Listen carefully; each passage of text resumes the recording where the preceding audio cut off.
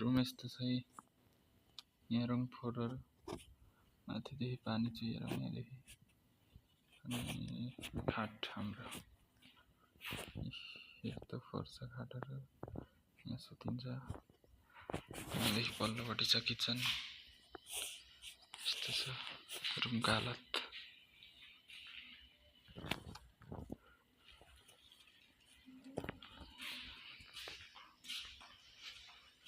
यस्तो छ तल्लोपट्टि। यो तल्लो पनि फ्याक्ट्री हो, सानो फ्याक्ट्री छ। माथिदेखि उता गएर आउनुपर्छ। यो रोडै रोड। यो ठ्याक्क तल्लो रोड, तल गएको रोड गयो भने यता तल गयो भने दोकान छ।